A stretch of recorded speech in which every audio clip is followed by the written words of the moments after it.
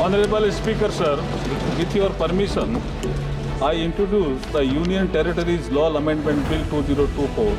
I introduce the bill, sir. Thank you. Modi सरकार की तरफ से तैयारी पूरी हो गई है देश में एक साथ चुनाव कराने की। इसके लिए बाकायदा बिल भी पेश कर दिया गया है।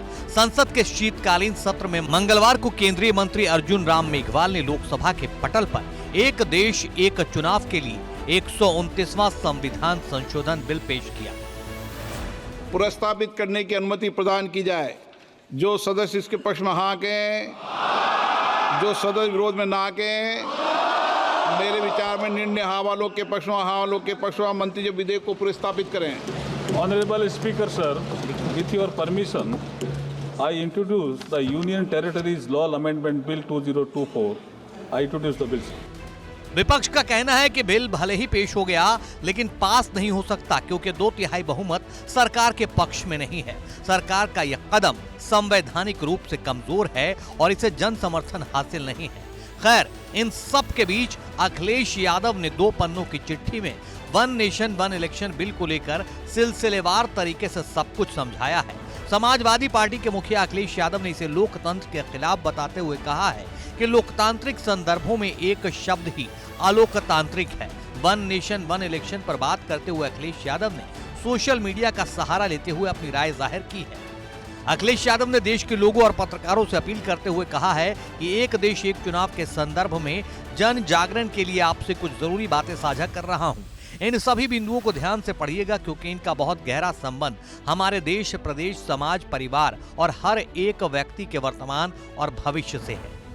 अखिलेश यादव ने इसी चिट्ठी में आगे लिखा है, लोकतांत्रिक संदर्भों में एक शब्द ही अलोकतांत्रिक है। लोकतंत्र बहुलता का पक्षधर होता है, एक की भावना में दूसरे के लिए स्थान नहीं होता, जिससे सामाजिक सहनशीलता का हनन होता है। व्यक्तिगत स्तर पर एक का भाव अहंकार को जन्म देता है और सत्ता को तानाशाही बना देता है। एक देश एक चुनाव का फैसला सच्चे लोकतंत्र के लिए घातक साबित होगा। ये देश के संघीय ढांचे पर भी एक बड़ी चोट करेगा। इससे क्षेत्रीय मुद्दों का महत्व कम हो जाएगा और जनता उन बड़े दिखावटी मुद्दों के मायाजाल में फंसकर रह जाएगी जिन तक उनकी पहुंच ही नहीं है। अखिलेश यादव ने इसी चिट्ठी में वन नेशन वन इलेक्शन को लेकर आशंका जाहिर करते हुए लिखा है, इससे राज्यों का महत्व भी घटेगा और राज्यसभा का भी। कल को ये भाजपा वाले राज्यसभा को भी भंग करने की मांग करेंगे और अपनी तानाशाही लाने के लिए नया नारा देंगे, एक देश एक सभा। जबकि सच्चाई यह है कि हमारे यहाँ राज्य को मूल मानते हुए ही राज्यसभा की निरंतरता का संवैधानिक प्रावधान है। लोकसभा तो 5 वर्ष तक की समयावधि के लिए होती है। ऐसा होने से लोकतंत्र की जगह एक तंत्रीय व्यवस्था जन्म लेगी जिससे देश तानाशाही की ओर जाएगा। दिखावटी चुनाव केवल सत्ता पाने का जरिया बनकर रह जाएगा। अखिलेश यादव ने आगे सवाल उठाते हुए कहा कि क्या एक देश एक चुनाव का मुद्दा महंगाई, बेरोजगारी, बेकारी, बीमारी से बड़ा मुद्दा है जो भाजपाई से उठा रहे हैं। दरअसल भाजपा इन बड़े मुद्दों से ध्यान भटका रही है, जनता सब समझ रही है। सच तो ये है कि बीजेपी को सोते जागते सिर्फ चुनाव दिखाई देता है और ये सोचते हैं कि किस तिकड़म से परिणाम इनके पक्ष में दिखाई दे।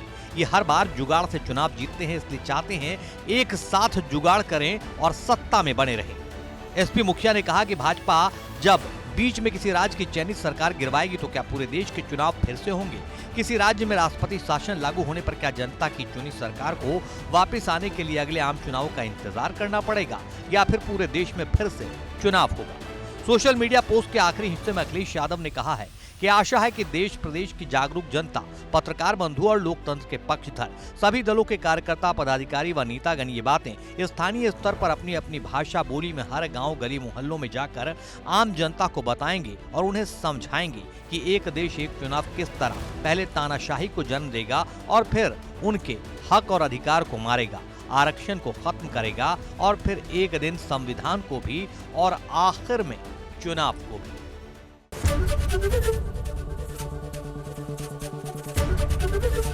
एबीपी गंगा, खबर आपकी, जुबान आपकी।